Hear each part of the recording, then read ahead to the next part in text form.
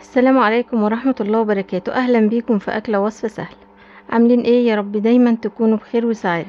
هعمل معاكم النهاردة مخلل الليمون بطريقة حلوة قوي. هنعمله من غير ما هنفتحه، كمان هنعمل له خلطة هتخلي طعمه وريحته تحفة جدا. هنعمله بأفضل طريقة تخليه يعيش معانا فترة طويلة، كمان مش هيبقى فيه ريحة المرارة خالص. يلا بينا نسمي الله ونبدأ على طول ونشوف هنعمله ازاي.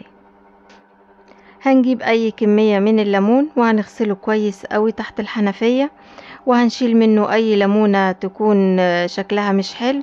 وافضل ليمون طبعا نحدقه هو الليمون اللي هو مش اصفر قوي ومش اخضر قوي، اللي هو وسط بين البنين كده. بعد ما هنغسله كويس هناخده بقى ونحطه في حلة وهنحطه على النار، وهنحط عليه مية كتير زي ما انتوا شايفين كده، وهسيبه يغلي على النار من ربع ساعة لتلت ساعة. بعد كده هطفي عليه النار وهسيبه بالمية السخنة اللي غلي فيها لحد ما تبرد تماما. واول ما المية تبرد هصفيه. بعد كده هحط عليه مية نظيفة تانية من الحنفية، وكل ساعتين هصفي المية واحط له مية جديدة. هنكرر العملية دي حوالي 6-7 ساعات.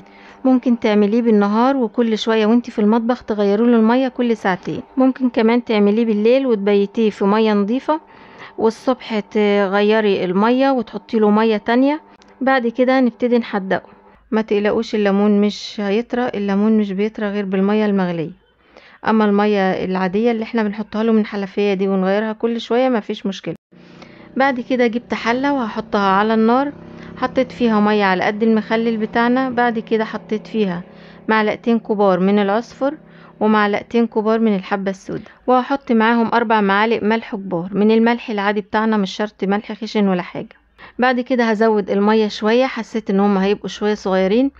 بعد كده برضو هنظبط الملح، هتظبطي الملح حسب ما بتحبوه في المخلل، يعني افضل حاجة ان احنا ندوق مية المخلل قبل ما نحطها. وهحط معاهم كمان 3 معالق كبار من هريسة الشطة الناعمة، وهحط حوالي نص معلقة صغيرة من اللون الاصفر، دي الوان طعام صحية. بعد كده هسيبهم بقى على النار يغلوا حوالي 5 دقايق. طبعا احنا بالطريقة دي هنبقى عقمنا المية، عقمنا حتى الحاجات اللي احنا حطيناها، عقمنا الملح، عقمنا العصفر، عقمنا الهريسة. كمان الحاجات دي لما بتغلي مع بعضها في المية بتدينا بجد لون رهيب لليمون، بيبقى لونه تحفة. بعد كده بنسيبها بقى، بنطفي عليها ونسيبها تبرد تماما، ونبتدي بعد كده نضيفها على الليمون بتاعنا.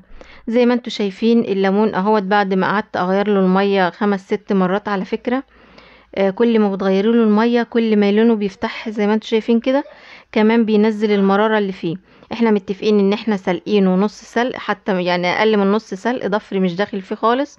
ده بقى الليمون اللي بيتركن وبيقعد معانا فترة طويلة، كل ما بنسحب منه كل بجد ما بيزيد حلاوة.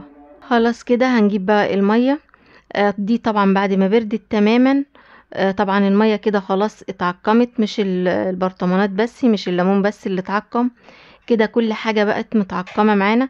ساعات على فكرة ممكن نشتري الحاجات دي من عند العطار، ونبقى معقمين البرطمانات ومعقمين المية ونتفاجئ ان المخلل باظ من ايه؟ ممكن يبقى بسبب الحاجة اللي احنا جايبينها من عند العطار عشان اتحطت على البارد، ممكن تبقى واخدة رطوبة، ممكن تبقى واخدة اي ميكروب معين مش نظيفة. فلما بنغلي الحاجات دي كلها مع بعضها بتتعقم، وبنبقى ضامنين بقى ان مفيش حاجة كده مش متعقمة، كل حاجة عندنا بنبقى عقمناها. بعد كده جبت 4-5 قرون من الشطة، وهنفتحهم بالسكينة علشان مية المخلل تدخل فيهم، وعلشان يطلعوا الشطة بتاعتهم في الليمون ده، الناس اللي بتحب المخلل مشطشط.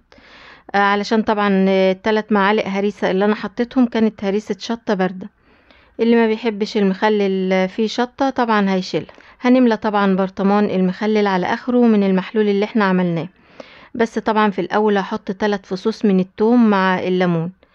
طبعا انا عندي الشطة الخضراء والثوم دولت في اي مخلل ايا كان نوعه، من غير الشطة والثوم بحس ان المخلل ريحته مش حلوة. دول اساسي في اي مخلل بنعمله، بجد بيضيفوا ريحة للمخلل حلو قوي، بالذات التوم. يعني الواحد ممكن يستغنى عن قرون الشطة دي، لكن ال3-4 فصوص توم اللي بنحطهم في كل برطمان اي نوع مخلل بجد بيضيفوا له ريحة حلوة قوي. والبرطمان التاني زي ما انتوا شايفين حطيت فيه الليمون، وحطيت فيه برضو قرون من الشطة، وحطيت فيه 3 فصوص كبار من الثوم. هنكمله برضو على اخره من المحلول الجميل اللي احنا عاملينه. ولازم طبعا نملأ البرطمانات من المحلول ده على الاخر، يعني المية تبقى فوق المخلل بمسافة كبيرة. ما ينفعش المخلل يبقى باين من المية خالص، لو بان من المية هيعمل طبقة عفن او طبقة ريم بيضة مش حلوة، وهتضطري ان انت تشيلي المخلل اللي تحتها كله ترميه. لكن لما بنرفع المية خالص فوق المخلل ما بيعملش طبقة ريم خالص. كمان لما بحط شوية من الزيت على وش المخلل برجع اندم بصراحة، بحس ان المخلل مزحلق كده وملمسه مش لطيف خالص. فما تحطوا الزيت وسيبوا حوالي 5 سنتي فاضلين، دولت تكملوهم كلهم بالمحلول بتاع المخلل. وبكده ابقى خلصت معاكم احلى واجمل شوية مخلل ليمون هتاكلوهم. بجد بيبقى لونه حلو قوي وبيقعد معانا مسافة طويلة. شيليه بقى، اركنيه على الرخامة او في اي مكان في الحر اللي احنا فيه ده بدون اي قلق. اتمنى يا رب ان شاء الله يعجبكم، اتمنى ما كنش طولت عليكم، وبألف هنا وشفا.